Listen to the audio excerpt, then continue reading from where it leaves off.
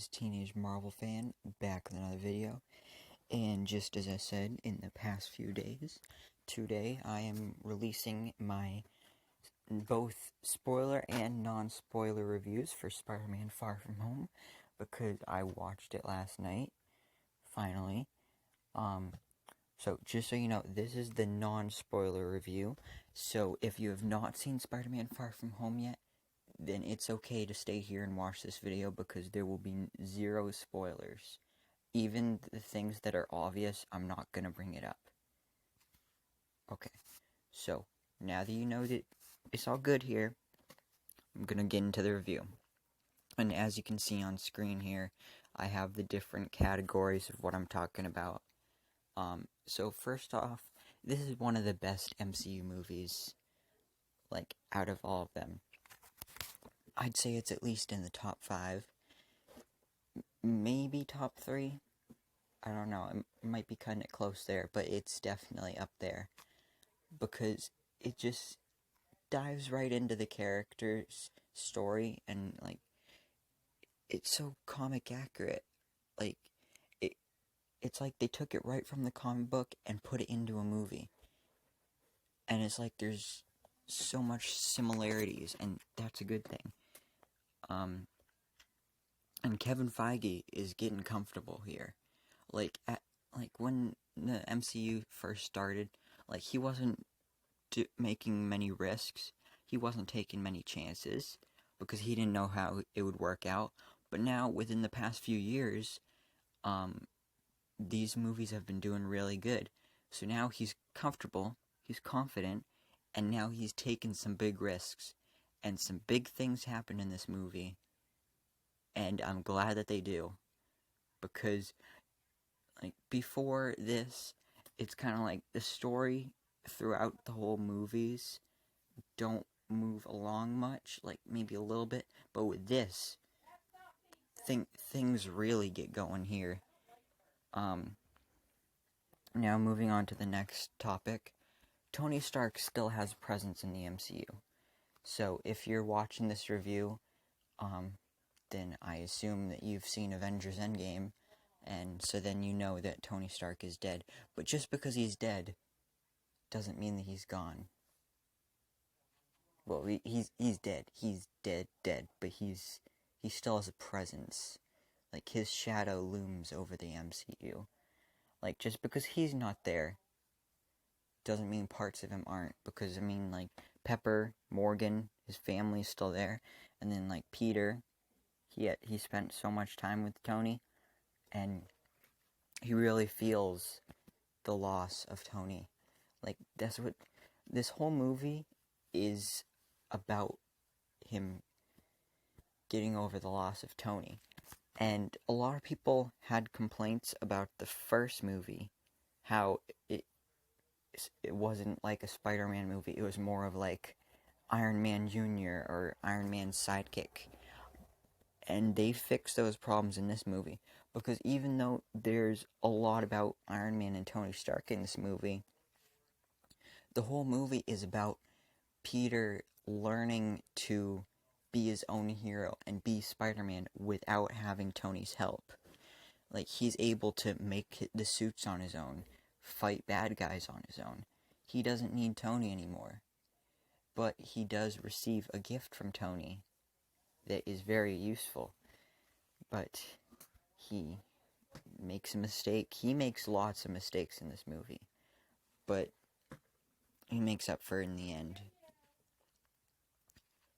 And like I said before, this is a classic Spider-Man story. It's so accurate to the comic books, because Peter has to balance his life as Spider-Man and his life as Peter Parker, because he's going on this European trip, and he wants to, like, he likes MJ, and he wants to be with her. He wants her to be his girlfriend. And he has this whole elaborate plan on how to make that work. But the problem is that he has to keep being Spider-Man, so then it messes up things with him and MJ. So he runs into some problems there. But trust me, things will work out for him. and then they won't again. Because, you know, they gotta leave these movies off on a cliffhanger. This story is also very relatable. That's the thing that people like about Spider-Man. That's why Spider-Man's the most popular superhero in the world. Because he's so relatable. Because like, Thor, he's a god of thunder. Like, he's a literal god. It's kind of hard to relate to him. But Peter Parker, he's just a high school student. And it's very, very relatable for me because I'm also a high school student. So I know what it's like to be in high school, and I can relate to this. Plus, they really got the high school part down. Like, with Peter and MJ, they were really awkward with each other, and that's how it's like in the real world with high school, as just like it is in this movie. And that's what I love about it, because it's so relatable. So the school trip, you know, in past Spider-Man movies, we've pretty much only seen him in New York because that's where he lives. But in this movie, we get to see Spider-Man go international, and he goes to Venice, Prague, London, the Netherlands. I think there's some other places too. But he goes all over Europe, and so he gets to explore, but at the same time he has to be Spider-Man, and things get complicated. The action scenes were very good, because of course we know that Spider-Man is fighting the elementals, and he, like, some of the things that he does to fight them. Also, there was a part where there was a tower that had a bell in it, and it was falling over, and then Spider-Man was able to catch it because he had his webs, and then he was holding it up and pulled it back up. And that was really cool. And when he's fighting each of the elementals, he's able to find their weaknesses and take them down before they can cause too much destruction and, you know, destroy the earth. So, I've said a lot about this movie so far, but let's get into the best part. Mysterio. Mysterio is, without a doubt, the best part of this movie. His character is so awesome. Like, there's words can't even explain how good it is. But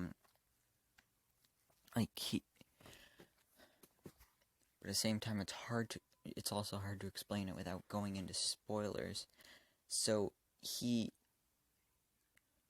let's just say that this is an awesome character, and one of the things that makes it awesome is the amazing acting job by Jake Gyllenhaal, because Jake Gyllenhaal is an awesome actor, and it's great to see him in this. And if you've been watching my channel for a while, then you know that my favorite Spider-Man villain is Mysterio. So, of course, he's my favorite part of the movie.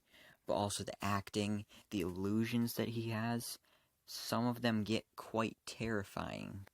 And they trick his enemies into thinking that one thing's happening when something else is actually happening. Because it's all about misdirection. And, of course, he is from another world, so he knows about the elementals and stuff like that. But I can't say anything else about Mysterio without going into spoilers. So, go watch Spider-Man Far From Home, and then go ahead and watch my spoiler review. But let's talk about Peter. I've kind of talked about him quite a bit already. He has to balance his life as Peter Parker and Spider-Man, and sometimes he has trouble doing that. That's why Mysterio's there to be his kind of mentor. He's kind of like the new Tony Stark. But also, like I said, Tony leaves a gift for Peter, and Peter is able to use that gift for great things, but he also makes a mistake with it, and then bad things happen, which I can't go into detail with, because, this is the non-spoiler review, so no spoilers in the comments either. MJ, she's changed a lot since the first movie. The one thing that I don't like about this movie, well, actually, there's like two, but the main thing is with Peter and MJ. Like in Homecoming, MJ just made fun of Peter, and like they never really talked or anything, and you could never, like, there were no signs that they liked each other. But in this movie, at the beginning, they're just automatically like in love with each other, but know that they don't know it yet. Well, Peter knows that he likes her, and she knows that he likes him, but she doesn't know that he likes her, and he doesn't know that she likes him. Yeah. It's complicated, but kind of doesn't make sense. And then Ned, Ned's awesome as always. He's not really the guy in the chair in this movie at all, because of course we know that he's spending time with Betty Brant, and I love that relationship because Betty Brant is a great character from the comics, and this character is very different from that version, but she's like Angry Rice, I think that's how you say her name. She does a great job playing Betty Brant, and like overall the acting talent in this movie is just so great. But I think that's where I'm gonna have to leave it off for now, because I can't talk about this movie too much more without going into spoilers. So go watch Spider-Man Far From Home, and then come back and watch my spoiler review. Thank you so much for watching. Please remember to like, comment, and subscribe. And I hope to see you in my next video, so I can bestow all my Marvel knowledge upon you.